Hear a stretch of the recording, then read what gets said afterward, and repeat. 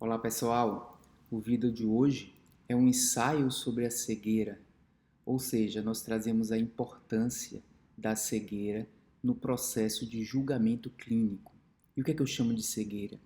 É uma informação está sendo avaliada de uma maneira cega em relação à avaliação de outras informações, para que elas possam ter valor incremental. Normalmente nós não pensamos assim. Nós pensamos que as coisas têm que ser avaliadas em conjunto, porque o conjunto é melhor do que avaliações isoladas. Mas isso não é verdade. E a gente precisa esclarecer como se dá o processo adequado de avaliação para que as diferentes informações tenham valor incremental.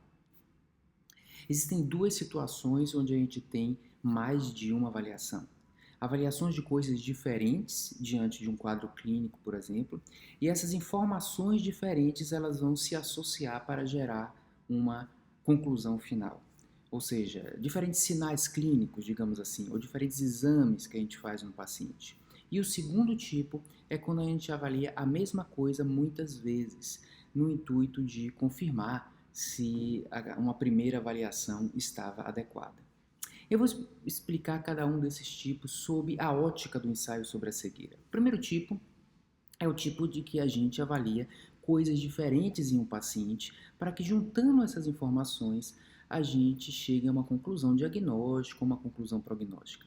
E veja como a gente pensa diferente do adequado.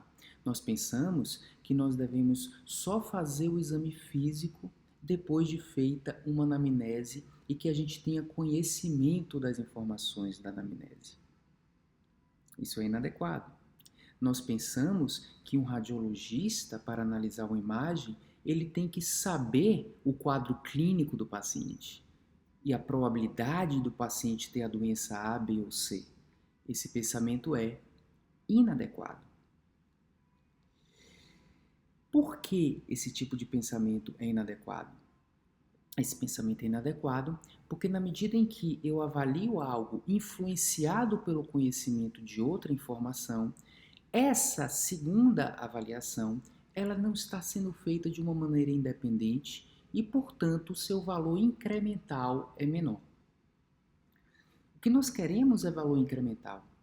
E se eu analiso uma imagem já sabendo que o paciente provavelmente tem a doença, a minha análise daquela imagem vai ser influenciada pela informação prévia, portanto, ela não vai ser uma análise que independe daquela informação prévia. A minha análise vai ser misturado com o que eu já sabia antes, e a gente não sabe o que é a parte que eu já sabia antes e qual é a parte que é realmente nova e independente. Então, o conceito é, para que informações tenham valor incremental, elas precisam ser independentes. Porque se a primeira informação influenciar a análise da segunda, ela perde independência, elas passam a ser mais redundantes, falar mais a mesma coisa e, consequentemente, elas não se incrementam tanto assim como deveriam incrementar. E o pior, a segunda informação que foi avaliada à luz do conhecimento da primeira, ela fica enviesada no sentido de validar a primeira. Então é quase que uma confirmação ou uma profecia autorrealizável até um certo ponto, na medida em que eu sei uma primeira informação.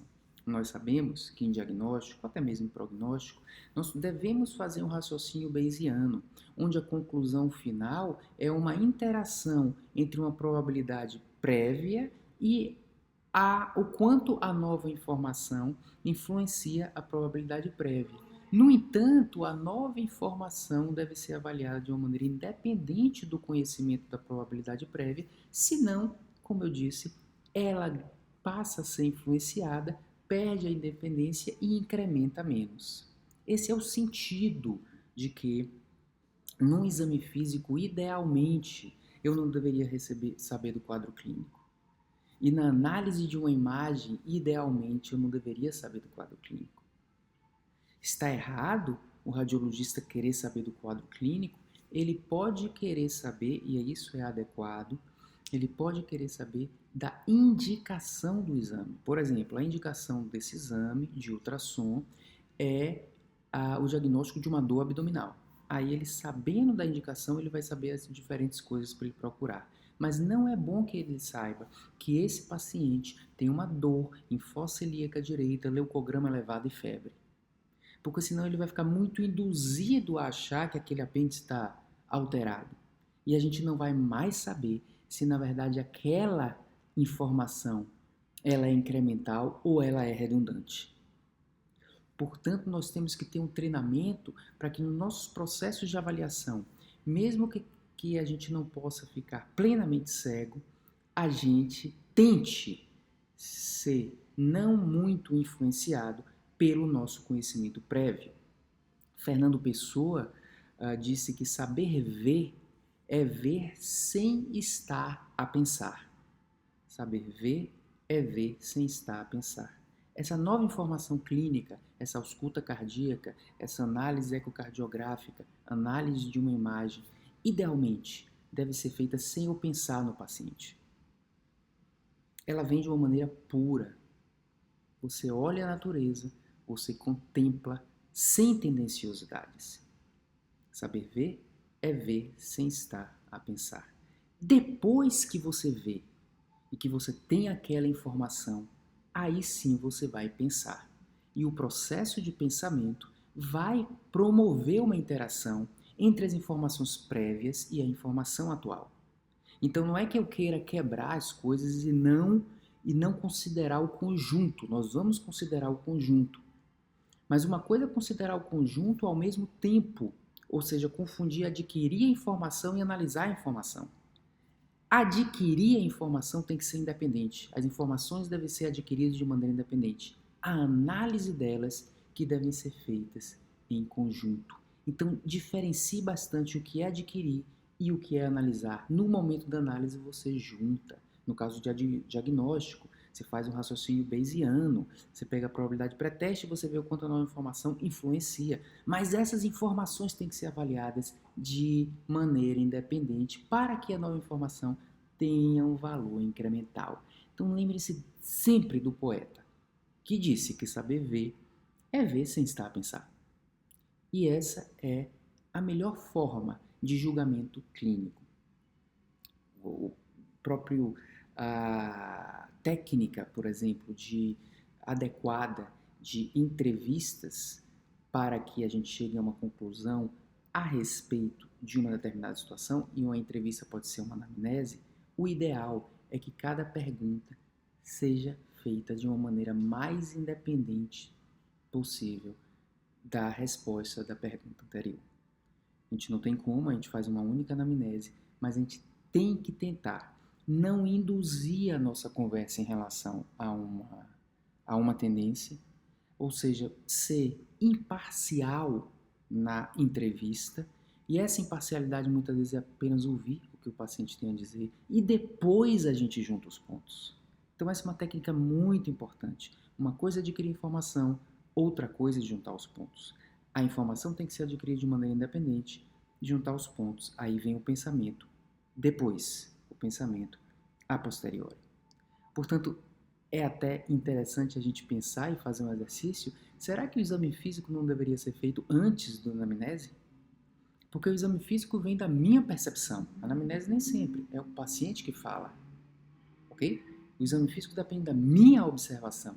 E ele está sendo influenciado pela probabilidade pré-teste que eu já adquiri com a minha anamnese.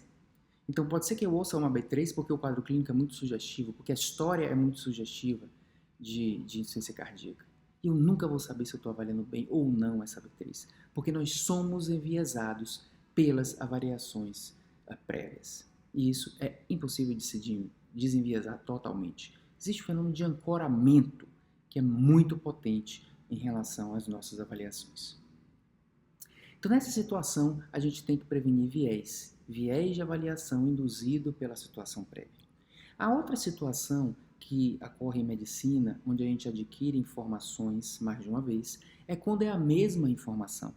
Ou seja, eu tenho um exame e eu quero uma segunda opinião em relação a esse exame. Um ecocardiograma mostrou fração de ejeção baixa, mas eu quero uma repetição para confirmar que a fração de ejeção é baixa. O ideal é que aquele segundo ecocardiograma seja feito por uma pessoa que não sabe a informação da primeira. Senão, também ele vai se enviesar. O que a gente quer, na verdade, são várias medidas e tirar a média dessas medidas. Se eu digo a pessoa qual era a informação prévia, aquela pessoa deixa de gerar uma medida com uma característica de erro aleatório, passa a ser erro sistemático, porque ao saber alguma coisa, ou aquela pessoa vai no sentido daquela coisa, ou ela tenta ir contra aquela coisa, porque ela está tentando trazer uma informação que resolve a nossa inconformidade com a primeira informação. Então a gente enviesa também. É dito que se você tem, por exemplo, você vai fazer uma reunião, seja uma reunião clínica, seja uma reunião de outras profissões, para decidir junto, em conjunto, tomar uma decisão em conjunto, ouvindo várias opiniões, é importante que as pessoas estabeleçam, façam a sua opinião, pensem a sua opinião antes de iniciar a reunião. Porque na hora que começa a reunião, se você não tiver informação muito clara na sua cabeça, a opinião que você vai gerar ali, ela vai ser influenciada pela opinião dos outros. O que é que eu quero dizer? As opiniões têm que ser formuladas de maneira independente para que elas tenham valor incremental. Então, entre na reunião tendo formulado a sua opinião. Claro que depois você vai jogar ela e ela vai interagir com as demais e vocês todos podem mudar de opinião encontrando a média das opiniões. Mas a sua opinião original, idealmente, ela deve ser formulada antes de saber a opinião dos outros, porque senão a gente fica muito influenciado e experimentos de psicologia mostram isso, ok?